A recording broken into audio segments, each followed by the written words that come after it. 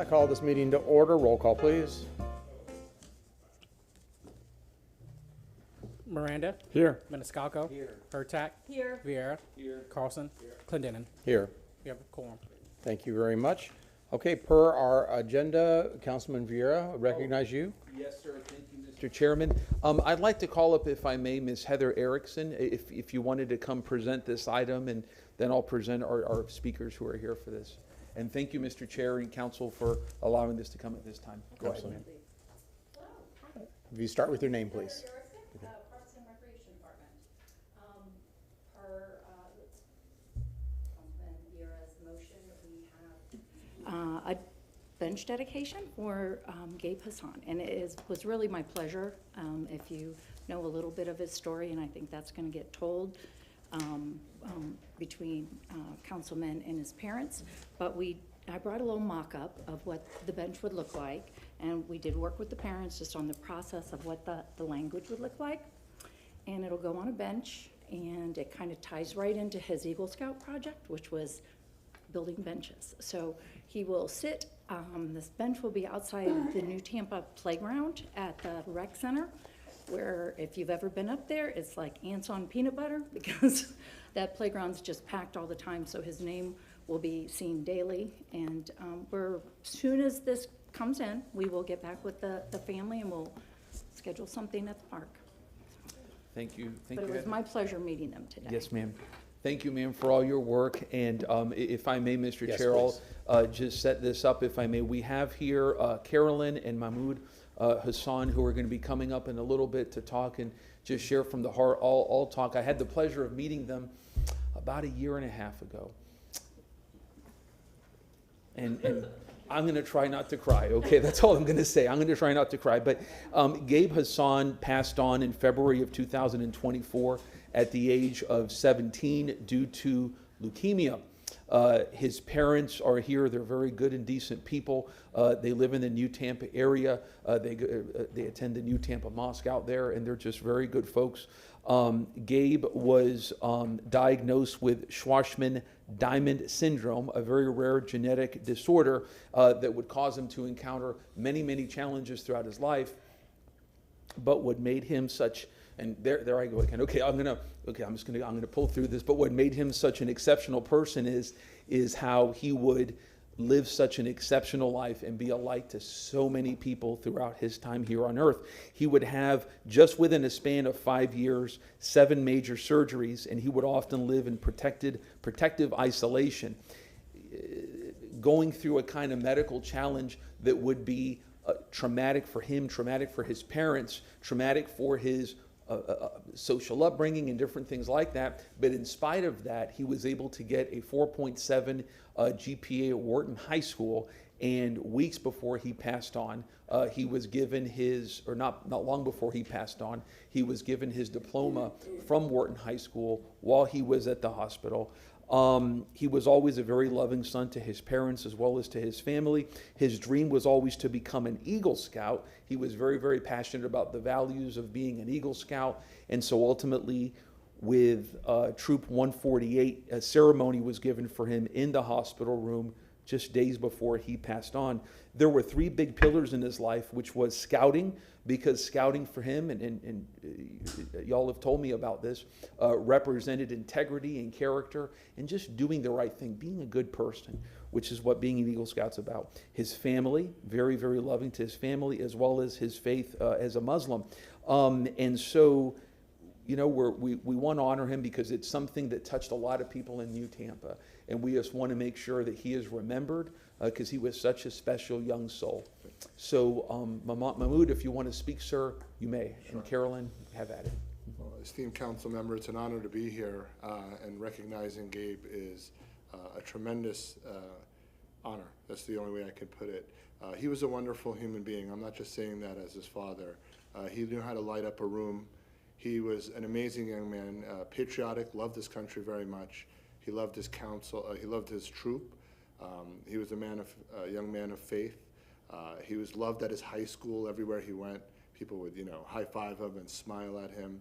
He had a lot of charisma, and he believed in the Scout law, doing the right thing, which is being honorable, being, helping people at all time, despite his disability, he went out of his way to help others and set a good example for that. Was a teenager, was feisty and gave us a hard time at times, but through all that, he was just an amazing, light in our life, and our firstborn son and our first love.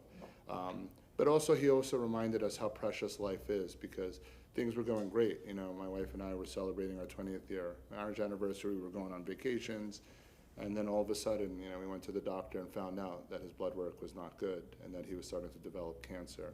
And he slowly, started descending with his health, and we watched him slowly deteriorate over time, which was extremely difficult and traumatic.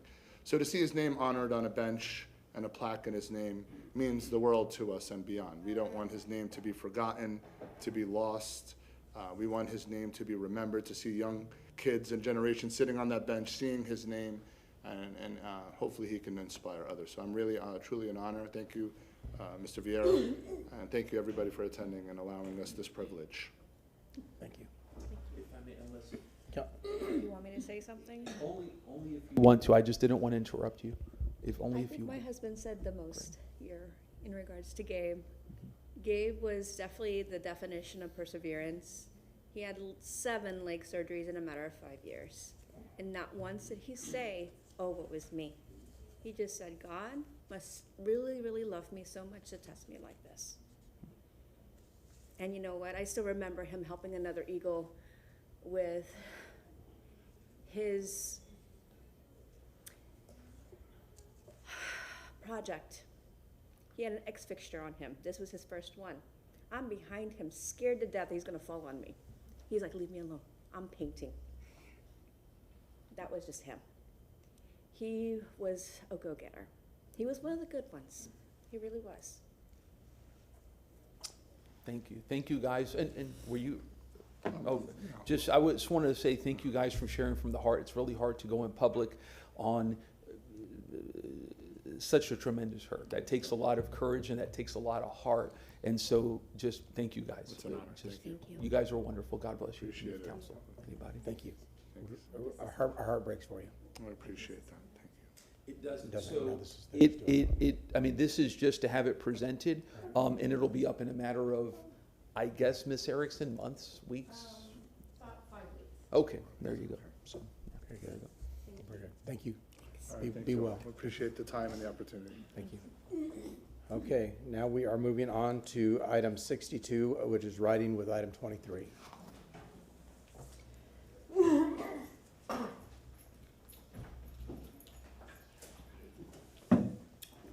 Take my Post-it. TikTok star Larry Washington. Hey, Darlene, will you grab those from him? All And right. 40 under 40. 40 under 40, that's right, congratulations. Well, thank you. I truly appreciate it. I remember being under 40 like 100 years ago. Man, I barely made it. So. All right. Good afternoon, Council. I'm Larry Washington, Director of the Solid Waste and Environmental Program Management Department, here to cover 2 items. So item 62, as you mentioned. But would you mind if I cover item 23 first and lead into it, or? No, that's perfect. Okay. And we'll have to have a vote on 23, so, Okay. yeah. All right. So item 23 is the reallocation of funds of $10 million in the solid waste budget itself to ensure that we can make some changes or some updates with our generator, since there was an issue previously, which I briefed out most of you. On September 19th, we had an issue when we were firing up our generator, which resulted in the damage of the generator. And I wanted to make sure that everyone is aware as well that we can still process waste. However, we cannot generate energy right now, so like electricity. So we can still burn at least 85% of the trash that's generated by the city of Tampa, which is roughly 6,000 to almost like 7,000 per week. However, a portion of that will be landfilled, but not as much as we previously had during the retrofit. So wanted to make sure that everyone was aware of what's going on. However, to ensure that there's no delays to the public as far as trash collection, processing, and then in addition, there's no delays to the transfer station patrons as well. So no long lines, no issues with commercial or residential service. A memo was provided by myself, and the CFO unfortunately wasn't able to join us today. but the memo was provided, so if there's any questions, be happy to answer. Can you just remind me when we'll be back to normal operations? So if we approve this resolution, how long Yes, will it sir. take to get back? All right, so something like this usually takes a year. Luckily, we have the materials with our contractors, so they have to have the materials, which is copper. So it's going to be roughly 5 months. Nice, good, Yeah, very good. and we're aggressively trying to restore the plant as fast as possible. Does council have any other questions? Councilman Carlson? Yeah, and sorry if my aid's been out, so sorry if we didn't schedule something, but one quick question. Is there any recovery of any of the cost of this? Is there any insurance or warranty or anything to get a recovery of any of it? So right now, no. So looking into internally, we're gonna reduce expenditures going out, and then, of course, increase revenue coming back in. So we do have a couple things coming to you in the near future with ordinance updates and whatnot, but right now, no. Okay, thank you. Councilwoman Hurtak? Thank you for the briefing I got earlier. You also said, though, that this will not harm us, that you actually had some money left over in last year's budget that will cover this? So we're not asking for additional monies, we're just asking to move money around in the Yes. always budget itself. Yes. So we have the money to cover it. Yes, so that's what I mean. So Yes. we're not having to go, find money for this. Nope. We were lucky enough to have some money to handle it, and I think that's the most important part.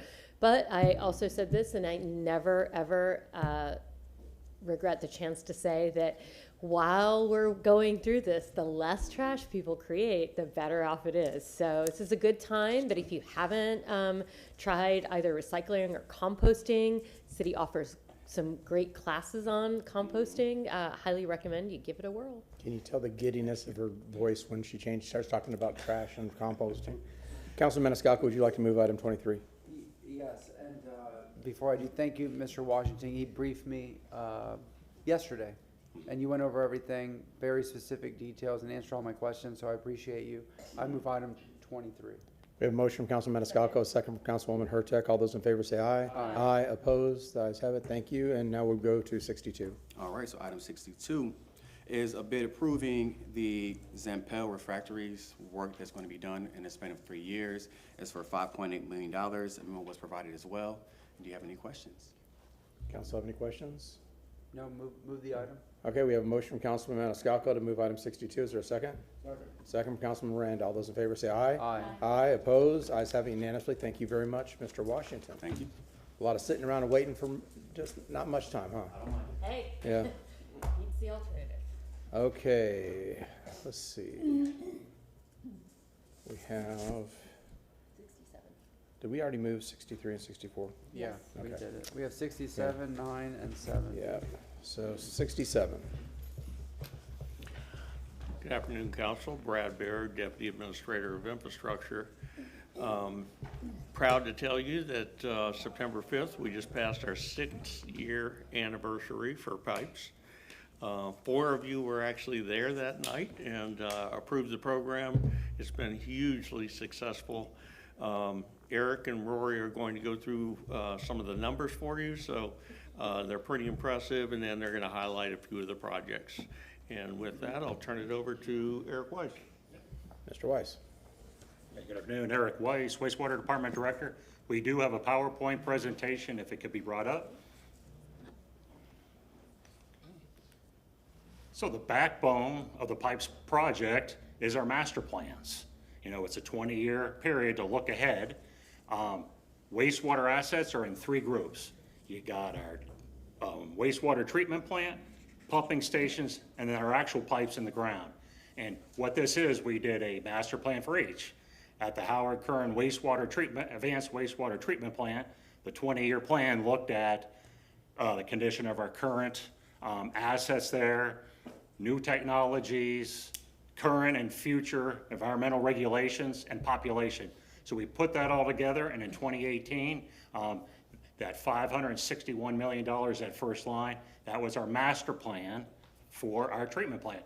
The next line down is our wastewater pumping stations. That was a lot easier to put together. We have 229 pumping stations out in the city of Tampa.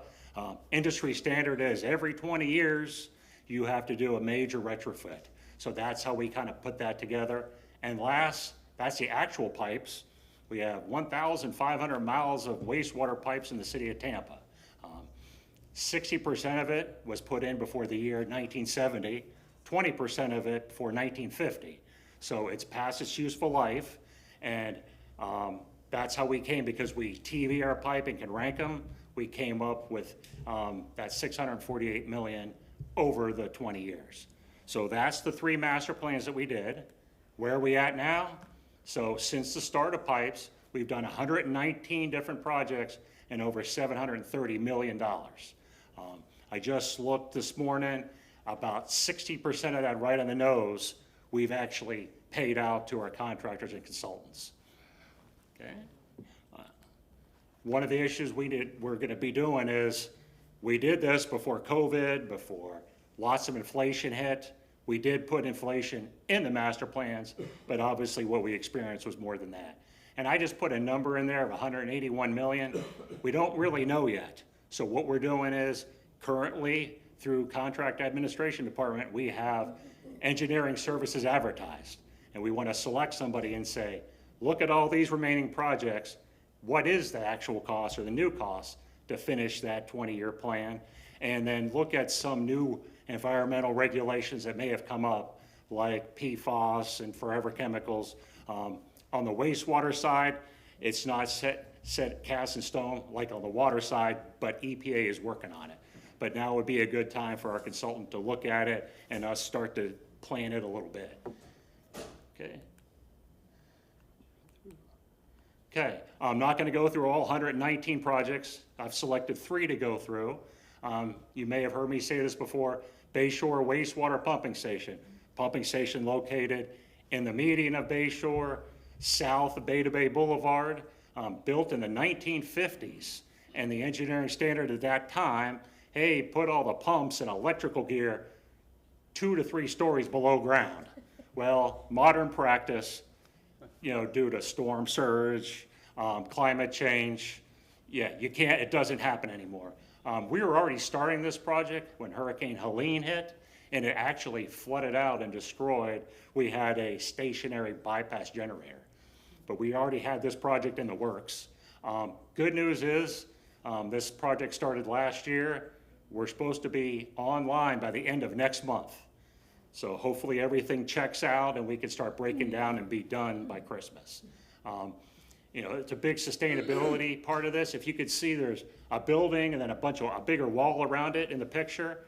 That building holds the electric equipment. The wall around it stops the storm surge from damaging our facility, and has a submarine door on the outside that we can close up during the storm. Second project at the Howard Curran Advanced Wastewater Treatment Plant. People don't know is we produce about 60 tons of liquid oxygen every day. We take oxygen from the air, cool it about 240 degrees below zero, make it liquid, and then put it into our wastewater treatment process. Well, our original plant was built in the 1970s with cryogenic, it's called, technology. Very old technology, nobody's doing that anymore, and even less people you could find out in the community to service it. So this is a brand new technology that's been around, but not cryogenic anymore. We've selected the design builder for it, and it's about a $40 million project, and we'll be coming to you guys soon for the initial engineering services. And the last one, also at the Howard Curran Treatment Plant, our aerobic digesters. You may have heard me say during the wastewater treatment process, we collect a solid material called sludge. We have to treat that sludge to get rid of all the protozoans and bad stuff.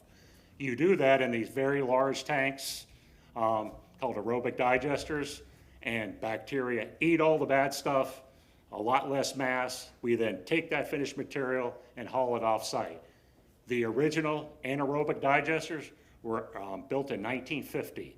Original part of when the plant was first constructed. About 3 more years left in this. In that picture that you see, that's 2 of our 2.5 million gallon each tanks.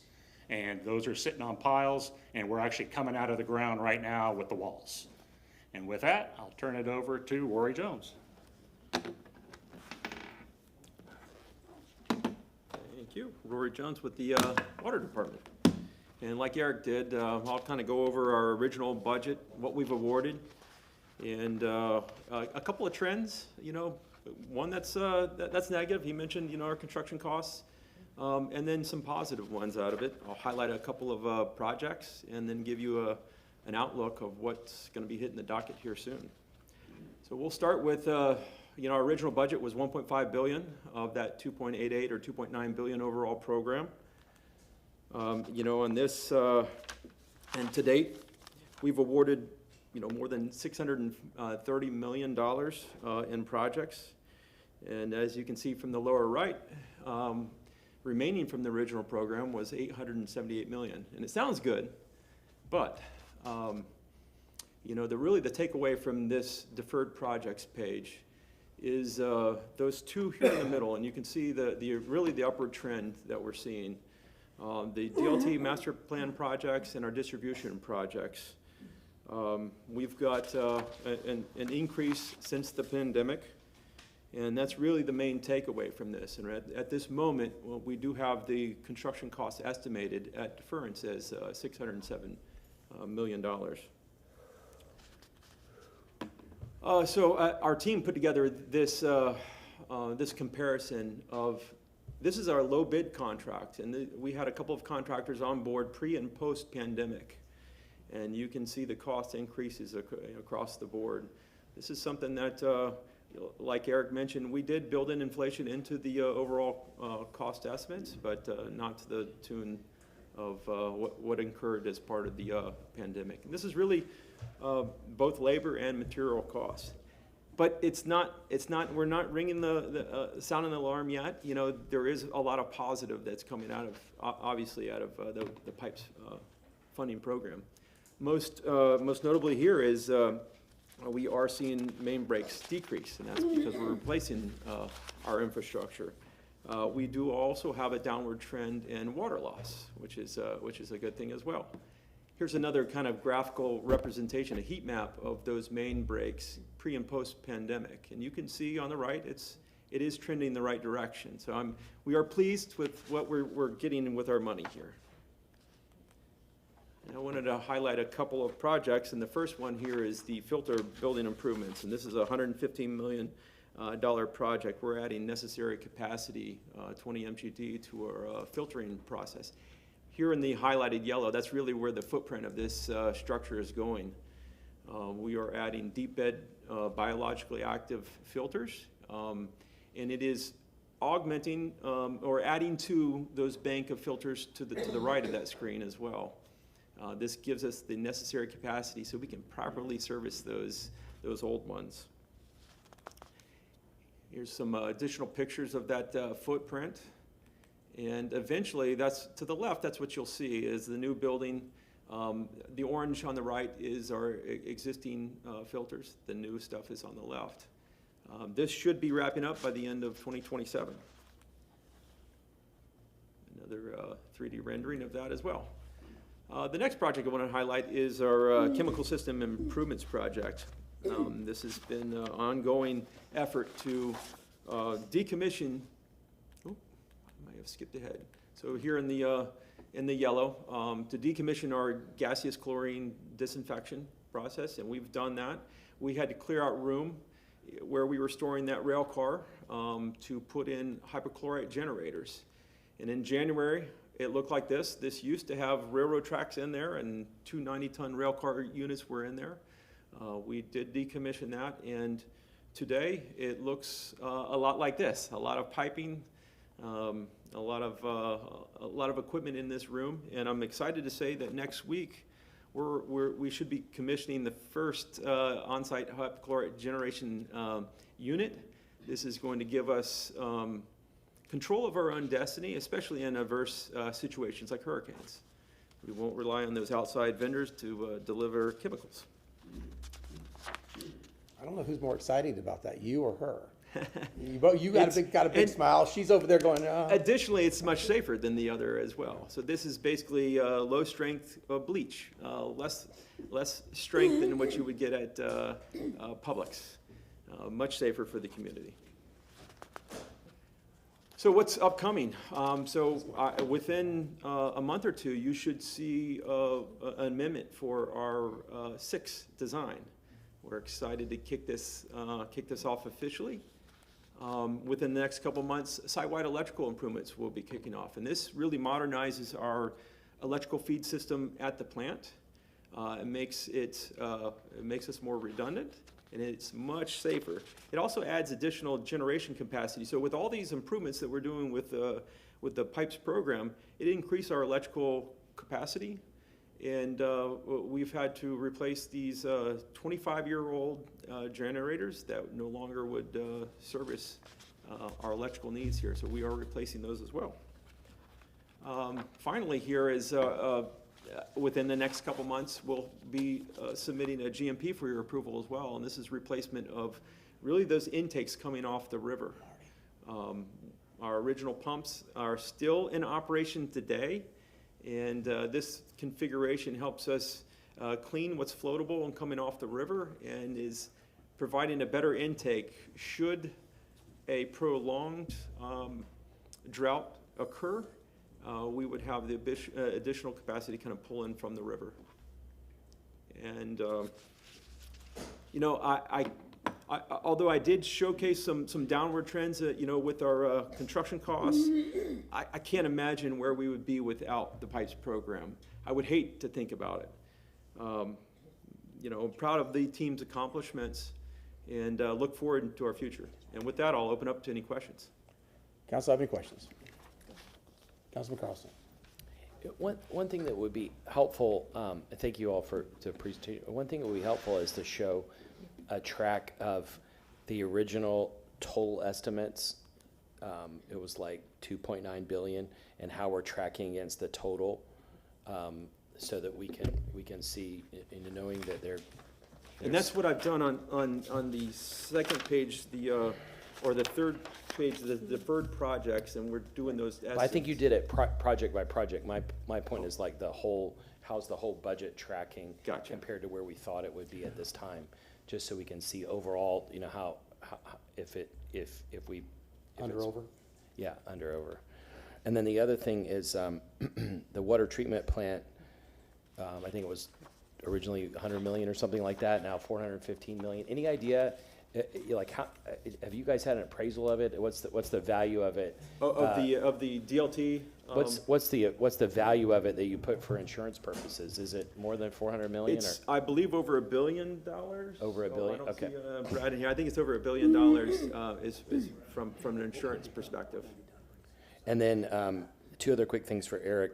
And one, thank you for the pump facility in front of Monte Carlo. I was asked questions about it again last night, and so thank you for being proactive on that and moving that ahead. Same thing on the water pipes, because we were able to plan this several years ago. We were ahead of pipes breaking. Another thing, Roy, it would be good to track the cost we were paying for the response. Remember when it was originally sold, the idea was that if we keep responding to these pipes breaking, here's the total cost. You showed the heat map just now, but it would be interesting to see the cost and how much we're saving, even though the total project might have gone up, if we're saving money by not having to replace those ad hoc. I did that, and that because our construction costs are going up, it doesn't showcase well. Because we originally had these projects estimated at a certain value, the construction costs have gone up, even though our water loss has decreased, our main breaks have decreased, our construction costs are up because But of the that ad hoc, so if a road collapses because of pipe breaks, you would have to pay today's cost to fix it also, so that means those costs would have gone up too, right? That should be in the model. Anyway, yeah, it wasn't, we had inflation built in, but we didn't have kind of the post-pandemic material and labor costs to that extent. Anyway, we can talk about it offline, okay, but I think so it would be interesting to go back and show the public, if we had to, at today's rates, if we had to go and repair the collapses, and there would be more and more over time now because the pipes are getting older, how much it would have cost. And then the good news, back to Eric on the facility in front of Monte Carlo, that the neighborhoods around that were affected, especially behind Stovall, are really happy that we're gonna avoid the problems, we hope. And then the last thing, the tanks, what do you call the biotanks? Aerobic digesters, anaerobic digesters. You know, the folks on Davis Island were really upset a few months ago. What can we say to them about, will this fix the problem? Do we think?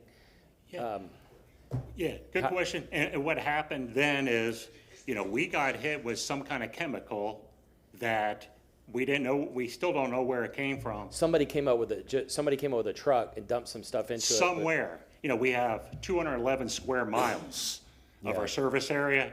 We think it was coming into the plant. You know, when you look at some of the data, and it killed our bacteria in their existing digesters, which means the bacteria couldn't break down the sludge. All that's been healed for months. This will definitely help give us some redundancy, the two big digesters, but we're also doing at the headworks of the plant, at the very beginning, we have a big odor control unit that's about 40 years old. So we're in the process of replacing that. We've hired a consultant. That's all they do is municipal wastewater odor control facilities, over 700 of them. So we're 701. We've engaged them. In February, they're coming with their recommendations. You know, 30% designed to say, here's what we recommend. Is there a way to divert bad chemicals that might be coming into it? Have you? Well, we're trying, and we've done a lot. I don't want to waste everybody else's time on this, but for Davis Island, especially those folks that were hit, it would be great to follow up with them with communication and say, here are the 3 or 4 things we're doing, and if you could copy me, please, and just so they know that besides the immediate response, which I know you're on top of, you can say, you know, here are longer term investments we're making to try to prevent this from happening again. I can do that, and we've really cracked down on what's coming into the plant. Yeah, thank you so much. To help preclude that from happening again. Thank you. Any other questions? Councilwoman Hurtak. Thank you. Thank you for this report. It's always good to see where we are, and, you know, unfortunately, what the economy has done has, you know, kind of hampered our efforts, but it doesn't mean that we're not continuing to move on, and y'all are doing good work. My only question was, Mr. Jones, the data you had was only through FY22? Yes, Is there a so reason it why it's skews, so the old? data I mean- skews, and thank you Okay. for giving me the opportunity to explain that. I should have done that earlier. The hurricanes really have messed and skewed the data. We had a lot of main breaks due to trees toppling over. Okay. Equipment running over water meters, hitting hydrants, and it really threw the data significantly off. So I don't mean to be misleading here and leave that data out, but it was really skewed because of the hurricanes. And that's fair, and I think, though, that I'd rather see it Okay. and explain it away. Okay. Because, I mean, everybody knows exactly what happened during the hurricanes. They know, I mean, all of that stuff makes logical sense. You said it right now, it makes logical sense. But just even then, that does tell part of the story, because, quite frankly, we still have to spend money to recover from that. And then there's nothing wrong with that. I mean, You're right. we didn't create it. We didn't create the problem.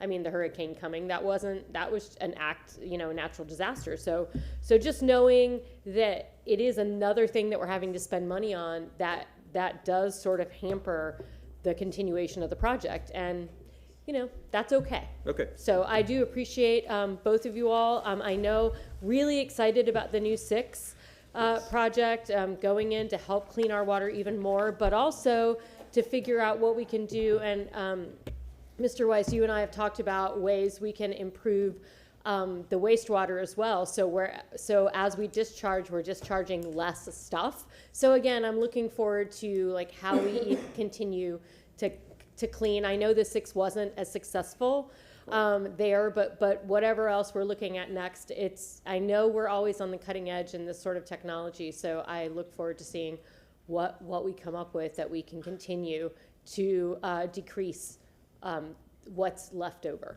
Yeah, and that's what the updated master plan we're engaging now. Wonderful, wonderful. Well, I look forward to that then. Thank you both so much. Thank you.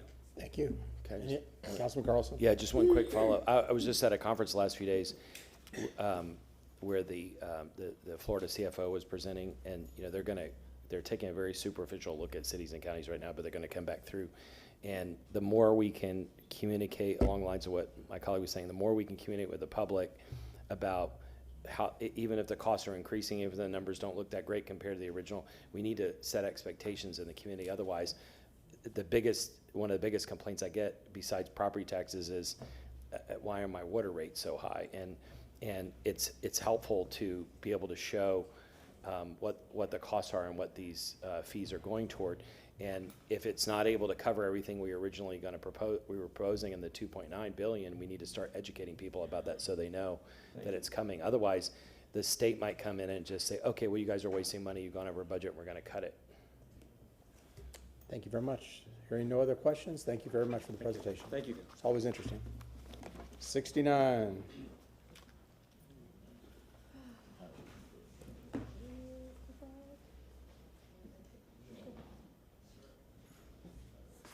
Hello, Hello. Andrea Zellman, City Attorney, and I have with me Abby Feely, who needs no introduction. Just quickly, this is obviously the discussion about pickleball. And I know you all are tired of hearing about this, but right now, we still have the issue in this state of Senate Bill 180, which was the bill that was passed in the last legislative session that prevents us from adopting land development regulations that are more burdensome or restrictive than what is currently on the books. And of course, currently on the books, we don't have anything regarding pickleball, so anything that we were to add would most likely run right into Senate Bill 180.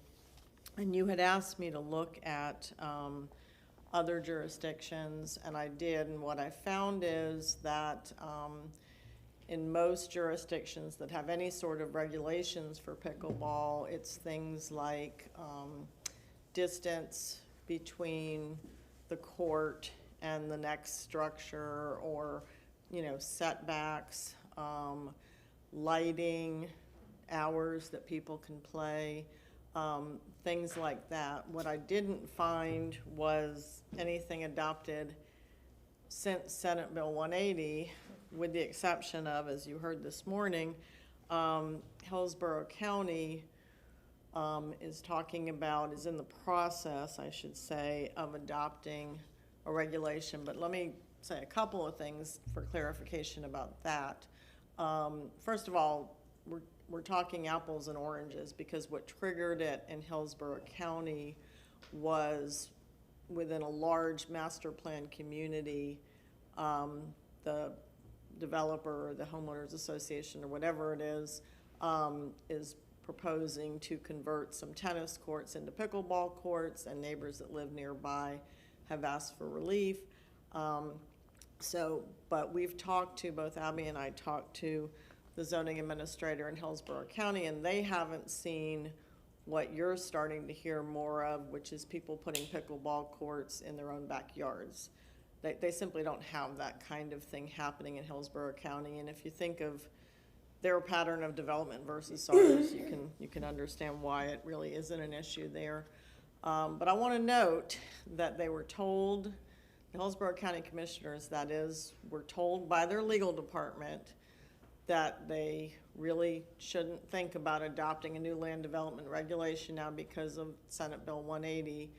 And they decided to go ahead. They did ask their legal department to ask the state attorney general for an opinion, an advisory opinion or a legal opinion on this, and they are going to do that. But, again, I don't want to say they acted against the advice of counsel, but they were advised by their legal department that doing a new land development regulation would probably run afoul of Senate Bill 180. And then more to that point, Senate Bill 180, as you've probably heard, has generated a number of actions. There are several ongoing lawsuits by cities and counties and the Thousand Friends of Florida about the legislation. There are also lawsuits in some other jurisdictions that have been filed by developers, home builders, property owners who are suing cities or counties that they think have violated Senate Bill 180. And then finally, and this is the course that we've chosen to go, we've been working with the city's state lobbyist, and I know Florida League of Cities is actively doing this, as are many other jurisdictions. We're trying to get the legislature to do a glitch bill and fix the statute, because clearly, at least in my mind, clearly, their intent was to respond to things that might have prevented people from rebuilding after a hurricane, but they caught a lot of extra tuna in that net, or whales in the tuna net, or whatever that metaphor is that I'm looking for, like our Ybor parking regulations, for example. So we're hoping that there will be a legislative fix, but my concern, and I know I get accused of being risk adverse, but that's kind of my job, is to keep the city from getting into legal trouble. My suggestion is we not move forward at this point in time with anything new until we see a few things. What kind of answer Hillsborough County gets from the Attorney General, whether any of this litigation results in positive results, and or whether the legislature will simply agree to fix the bill. So with that, So happy I to have, take I have, I questions. have a question. So on a residential property, we don't have anything within our current land use laws to prevent somebody from building a pickleball court, like either the nets, the size of the posts, all these things. Surely there's, this is why I needed Abby. yeah. So, Good afternoon, Abby Feely. So setbacks are for structures. Structure is considered anything over 36 inches in height. So from resi to resi, there is not a quote-unquote buffer. If there is lighting, I mean, we have. But if it's anything that's, if a pole is over 36 inches, then it would have to be set back 3 foot off the property line. that's it. Yeah, so I mean, historically, this has been, and we have throughout the city, tennis courts in people's backyards. And that's, as you know, we're gonna talk about our land development code. I mean, our land development code doesn't even say the word pickleball. Right.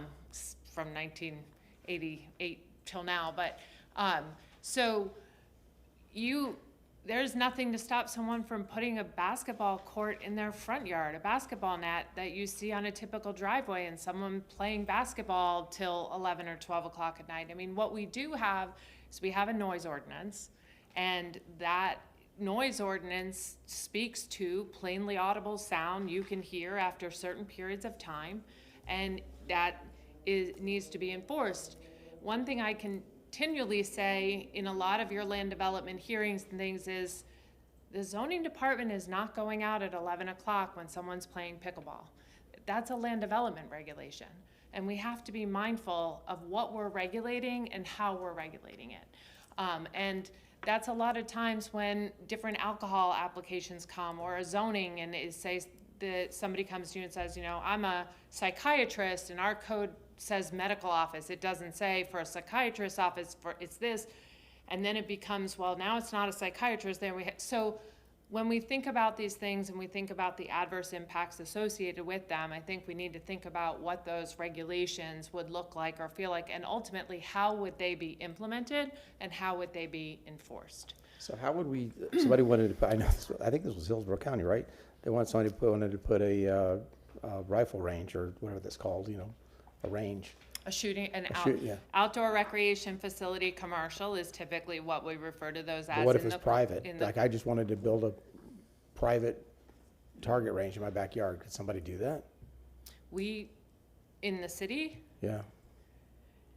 Right now, the code is quiet, but I would refer to like ATF on that. That's Okay. a hard question. I don't think that's one that's been asked in my 25 years.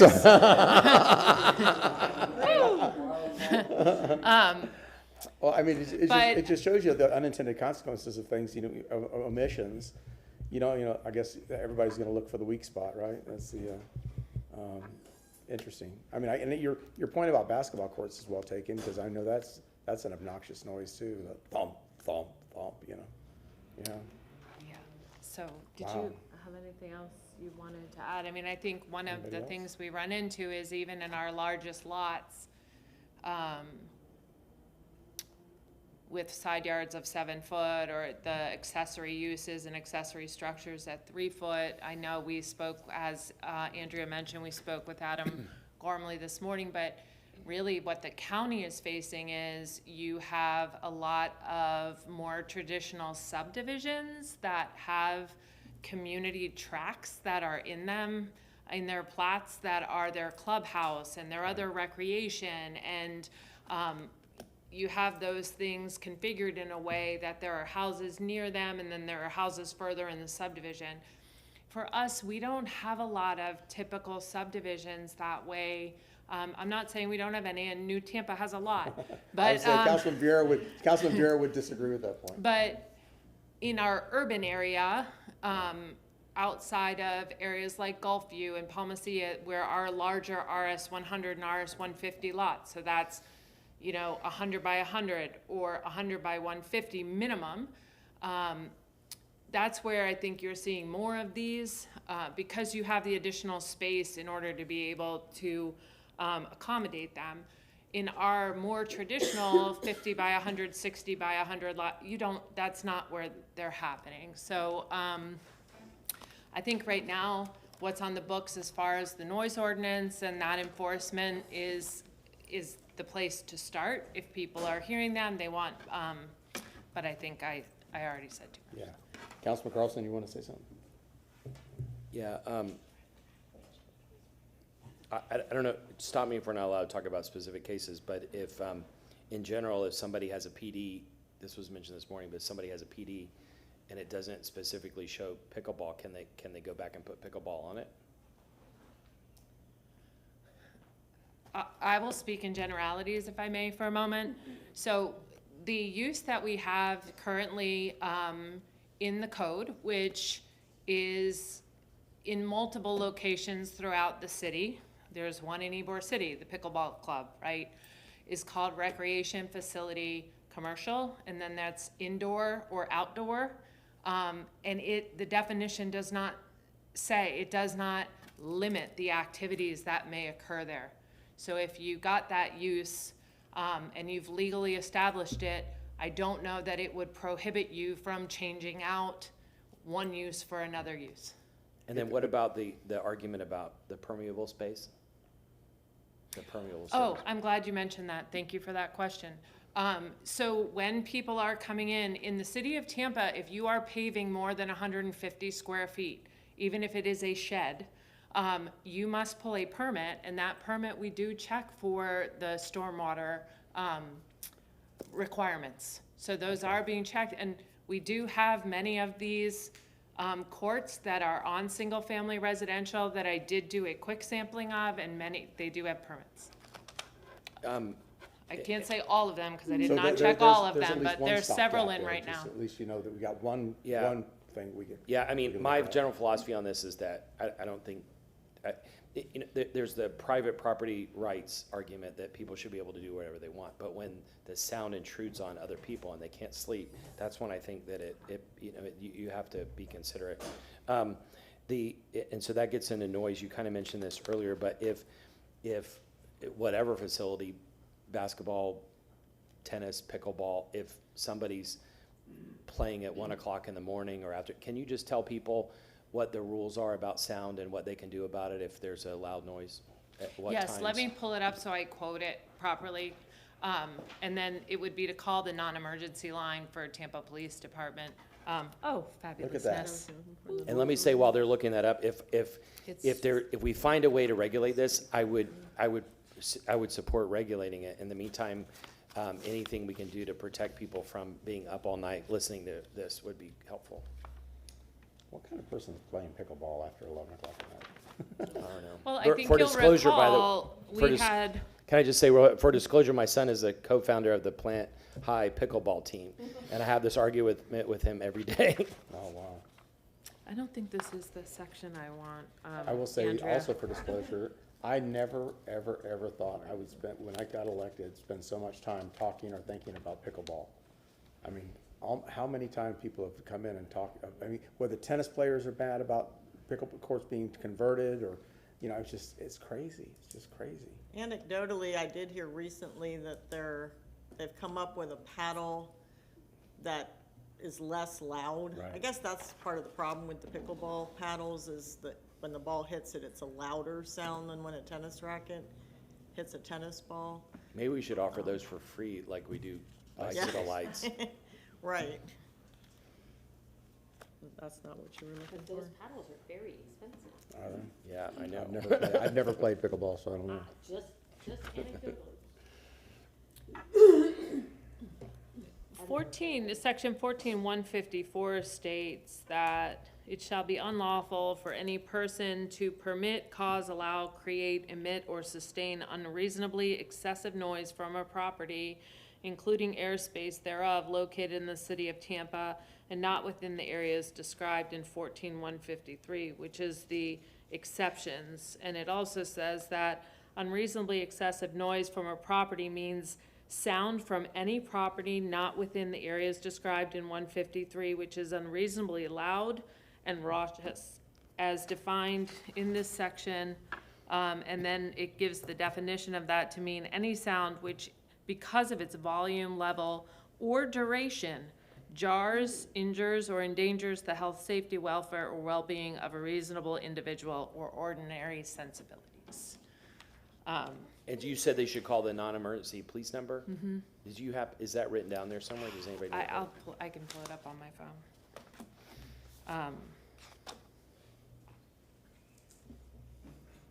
Sorry to ask you all these questions, but just this is what we'll get asked when we leave, so it'll be helpful. 813-231-6130. Thank you. Thank you. You asked the other thing I was just gonna mention, I think you may recall this, we had this also with like a CrossFit gym that was located in Channelside, and they would go out at 6 a.m. to do the CrossFit, and they would flip the tires, and people could hear the tire sounds, and there's numbers of activities that spur this type of, complaint, and that's where I think, we've managed to handle that through the Remember noise the complaints. skateboard parks? That was another one, the skateboard parks in people's So backyard. I'm just gonna go on record, I don't care what you do in your house, but I don't wanna see people exercising at 6 o'clock in the morning. I find that completely objectionable. Me too. Why are you awake at 6? I'm not, that's why you better not be waking me up at 6 o'clock in the morning, I have to, no. See, now my dog likes to be out at 6 in the morning. I'm exercising. No, Councilman Hurtak, you wanna say something? No, I just want to say thank you for bringing this discussion. I know we're kind of stuck right now, but I appreciate the ability to regulate what we can regulate. And then hopefully we'll have some sort of answer, whether it be through legislature or through lawsuit. So I do anticipate, because we can't stop people from doing things on private property doesn't mean it's okay. So I do expect that to change to some degree. But in the meantime, not only should you call police non-emergency if you have a problem, call your state legislator. And I mean, if you're up, they're up. I mean, that's the only way I can encourage people to really make sure, if they want these laws changed, you really are going to have to reach out to the state legislative body who makes these laws. So I would encourage people to reach out to their House and Senate member and make sure that they have their opinions known. I second that. Yeah, and I just want to reiterate that we're not just throwing up our hands and saying, Senate Bill 180, we can't do anything. I mean, we are actively looking for ways to get this resolved. Again, working with our lobbyists, working with other organizations that are trying to get the bill fixed, and also monitoring all the litigation. And then, as I mentioned, the fact that Hillsborough County is going to be asking for an attorney general opinion, that will be something we can watch for as well. So. Thank you. Well, I'm happy to report that we have reached our last item, Abby Feely, item 70. Thank you very much. Abby Feely, Administrative Development and Economic Opportunity. I'm here for the Land Development Code update report that I give you each month. And coming into this morning, I had this report written a little bit different, and I'm gonna wanna talk with you and get your feedback on a couple things, because Melissa Zornita presented this morning on the comp plan update, where that is, what's going on with public engagement, when it's coming back, and where we are in the year right now and what's going on. I want to be mindful about the public's engagement on both of these efforts, which is so huge. And our goal was to, originally, with the time frame for the code, was to have the public installment going out in December. And then through the last couple of meetings I've had with the consultant over the last few weeks, we spoke and we were targeting putting it out January 20th, which is right after the Martin Luther King holiday. And hearing Melissa this morning, it seems like she's right on that time frame also. So I don't want, and let me sidebar for one moment on that. Clearly I'm not following my notes, but let me sidebar on that because the transit-ready corridors play into the land development code. Some of the other matters that they're looking at in terms of SB 180, and not to just belabor this again, we're talking about that also with the code. Do we set up two different versions? One that is okay, one that's not. Do we set up one version that we take and vet through and get ready to have an effective date of the October date when SB 180 expires, so that we get ready? I mean, typically when you do major code updates or modernizations, you do get the adoption and you leave a period of 4 to 6 months to gear things up, train the staff, get everything ready for when that effective date happens. It typically doesn't become effective the day you adopt it. So that being said, I would love to hear some thoughts from you on, we steered away from December 8th because it was going into the holidays. This is it's going to be a very large document that's going to need time and public outreach, but I don't want the public to be torn between taking care of and finishing their efforts with the comp plan and getting engaged with the land development code. So my goal today was to tell you, we've done the first installment came in, it came in 2 pieces.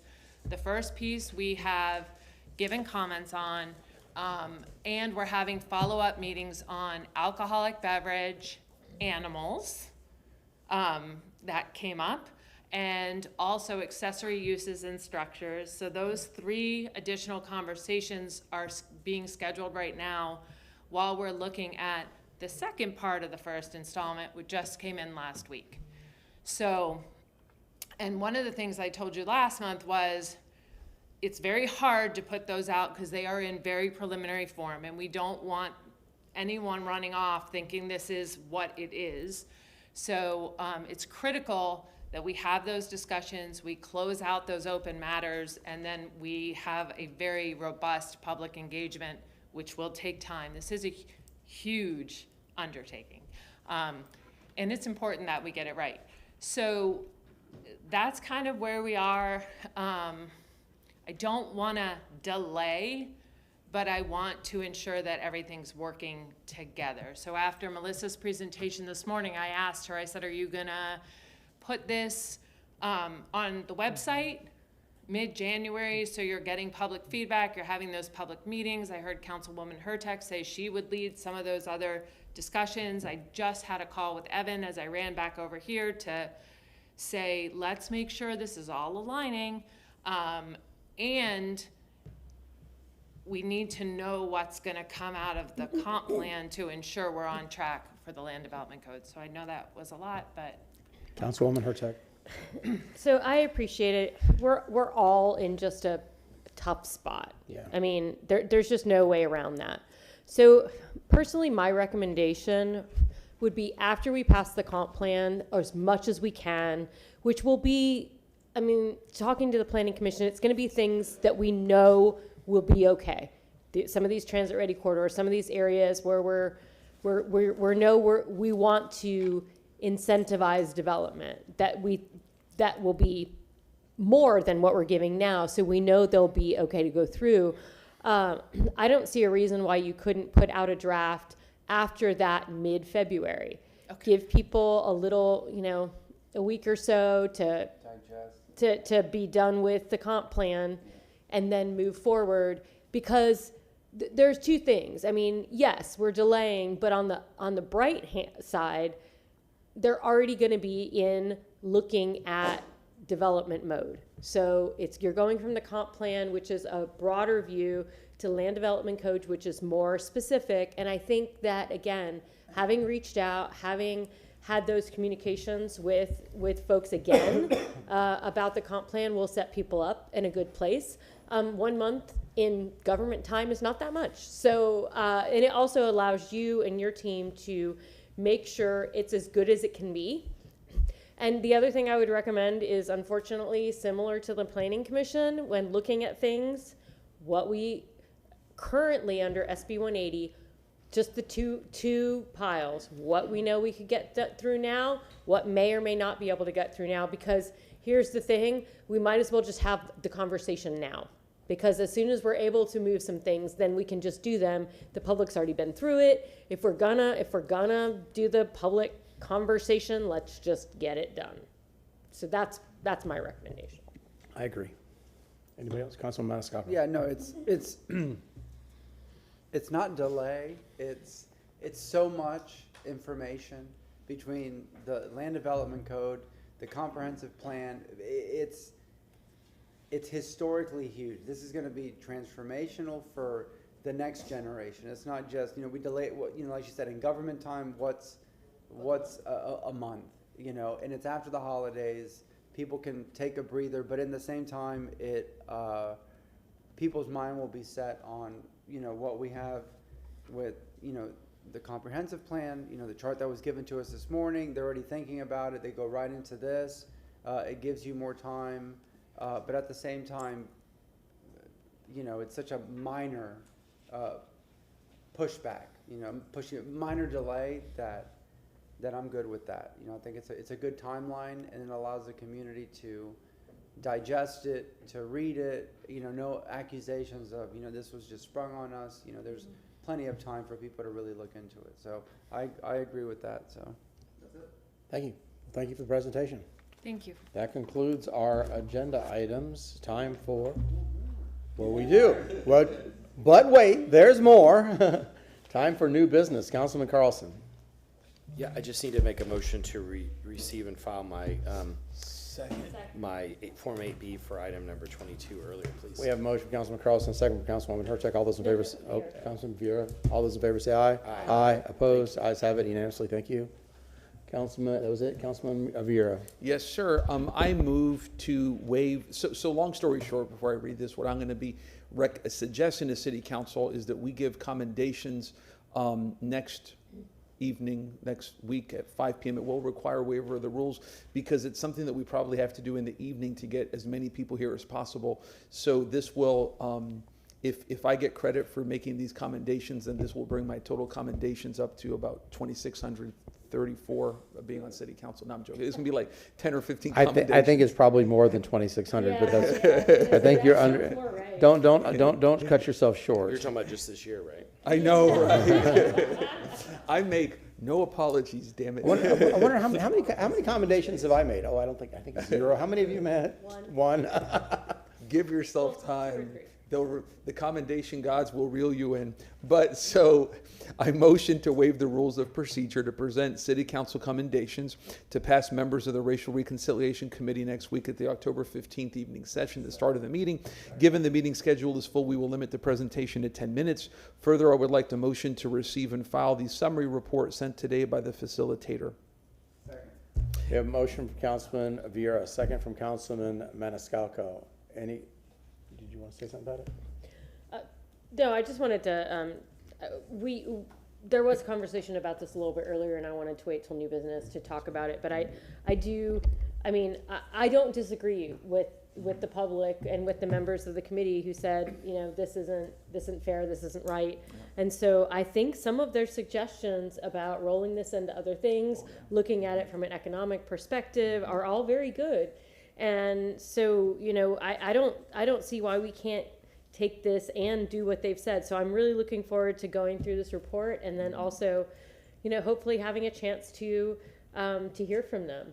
That'll be really, again, I really look forward to that. And I look forward to seeing how we can morph this into just part of what we do as a city. Oh, yeah. We have a motion and a second. All those, Can I just, Mr. Carlson, sorry. If one or more of them says, well, I'd like to say something, then it could end up being like a 30, 45-minute thing. But I also don't see us saying that they can't say something. So how do you all want to? Yeah.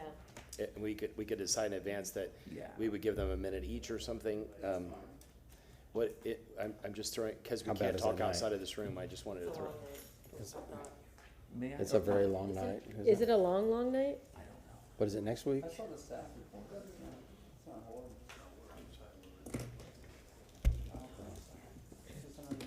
Anyway, we don't have to Well, decide that now. I mean, if y'all want to do it, it's up to you. So I just wanted to throw it out so we could think about it. You know what we could do, did you want to say? So what we could do is, so we were actually going to have, I didn't read this part, prior we were going to have a reception at 4:30 PM in the Sister Cities room. Perhaps, council, we could begin at 4:45, have the reception at 4:15 because Councilman Carlson is right, we're not going to cut people off, especially on this, because what happened was terrible and wrong. So, can we do that? Well, it would probably, if it's an official meeting of city council, then the evening notice has probably already been posted for 5:01 at this point. Can we Yeah, I don't amend think it? we can, no. We can't? What a shame. Not in 2 weeks. Well, but for 15, it's not in 2 weeks, it's next week. That's even less. Oh, yeah, then we can't. What a It's 2 shame. weeks. Then, look, I'm fine with it running 20 minutes, okay? We do the best that we can under the circumstances. It's just we do need to do it. I would suggest in an evening meeting to get as many people So are we there talking as about the can. 16th? Yes, sir. What Yep. am I missing? It doesn't seem like, eight items, it looks like. What? No, I see 16th, two October land- October 16th. October 16th? You said 18 items? No, eight items. I was Oh, looking at the staff phew. reports, it's not a long agenda. Oh, okay, well then, yeah, that works. Why is my- Okay, my okay. count- they- So they sent the wrong if I thing to may, it may run just a little bit. And by the way, I wanted to say what Councilwoman Hurtak said. I What is yours? totally agree, like I said, which is I would have no problem with some sort of an economic opportunity committee or something of that nature, because in a lot of the things that are here, we're doing, such as the returning citizens thing, so whatever. What is that?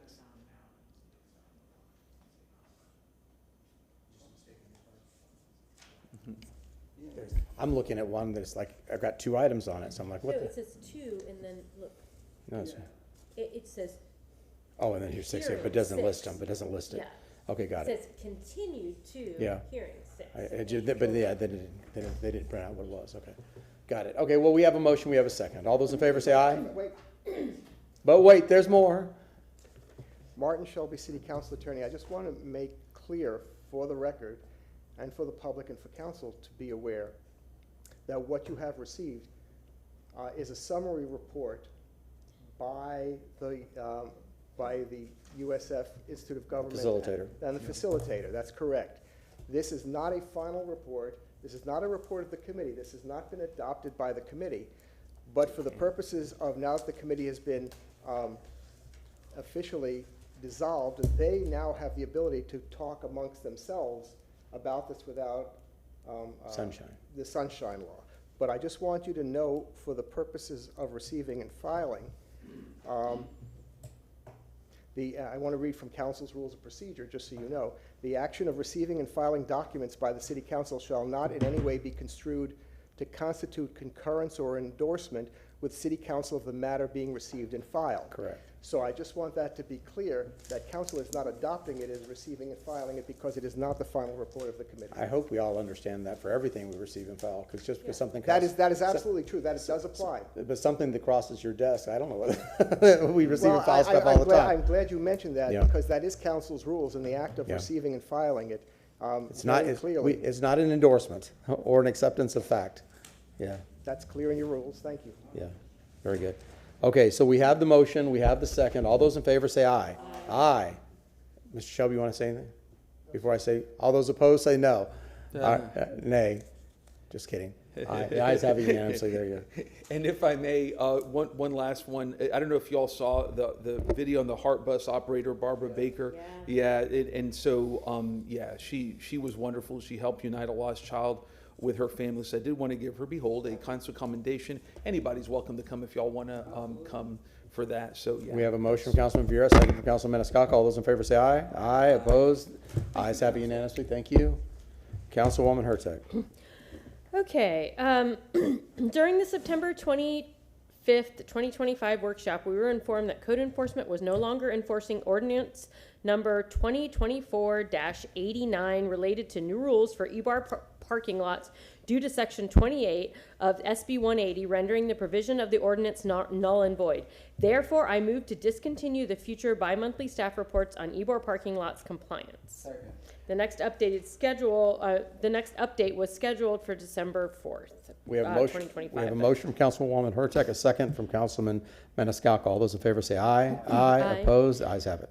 And we had a brief update from Parks about the summer youth program, but I moved to have staff present an in-person staff report on January 8th, 2026 on the 2025 Summer Youth Program. I would like the report to include things that were successful, areas for improvement, opportunities for growth, things that did not work, plans for the 2026 program, and how we can add more young people to the program. I've already cleared this with Parks, and they're willing to do this then. We have a motion from Councilwoman Hurtak, a second from Councilman Maniscalco. All those in favor say aye. Aye. Opposed? The ayes have it unanimously. And I do have something I just want to throw by council. I just thought of, when we're looking at leftover funds from 2025, possibly putting some money into the summer youth program to allow for those more students that the community has been asking for. Because it won't be that much money. So just going to throw that idea out there. It's in the atmosphere. So Thank there's you. that. Councilman, is that it? Yep. Well, that was a light. Councilman Maniscalco. Thank you very much. I'd like to make a motion to add to the October 23rd, 2025 agenda, a closed session to be held on October 23rd, 2025 at 11 a.m. in the 8th floor conference room of Old City Hall at 315 East Kennedy Boulevard in order to discuss the settlement negotiations in the case of Hops versus City of Tampa et al. With the following persons and attending at the closed session: members of the City Council Attorney Martin Shelby, City Attorney Andrea Zellman, Assistant City Attorney David Harvey, and Certified Court Reporter Valerie Westfall. We have a motion from Councilman Maniscalco, a second from Councilman Hurtak, Councilwoman Hurtak. All those in favor say aye. Aye. Aye. Opposed? Ayes have it unanimously. Thank you so much. Charlie? No, Councilwoman Hurtak, you have something else. I had one more thing. I just wanted to remind everybody in under written reports that we got the responses from the status of the city's working, or rather, I'm sorry, 74 through 76, the scope of review for the charter, the structural changes, the copy of the strike-through language, and the list of recommended changes from the city. We got, those were in written reports today, so make sure you read them, print them out, whatever, between now and 2 weeks from now when we have our discussion. And remember, I already submitted my suggestions months ago. Just saying that. Wait, well, hold on. The lawyer wants to speak again. Martin Shelby, City Council Attorney. I have been informed by the Deputy City Clerk that the request is to make Councilman Vieira's motions 2 separate motions. You had one motion for commendations and one motion, the filing of the report. The recommendation of the clerk is to have them as 2 separate motions. Yes, sir. So if I may, Mr. Chairman, I move to make a motion to file the summary report that we received earlier today by email. We have a motion from Councilman Vieira, a second from Councilman Maniscalco to file the summary report from the Racial Reconciliation Committee facilitator. All those in favor say aye. Aye. Opposed? The ayes have it unanimously. Thank you. Yes, sir. Then I hereby motion to have on October 16th at 5 p.m. the members of the Racial Reconciliation Committee to come for a brief aforementioned presentation with commendations to be given at 5 p.m. Yes, sir. We have a motion from Councilman Vieira, second from Councilman Maniscalco. All those in favor say aye. Aye. Opposed? The ayes have it. Is there a motion to receive and file? We have a motion from Councilman Maniscalco to receive and file, second from Councilman Vera. All those in favor say aye. Aye. Opposed? The ayes have it. We are adjourned. We'll see you in all 1 week.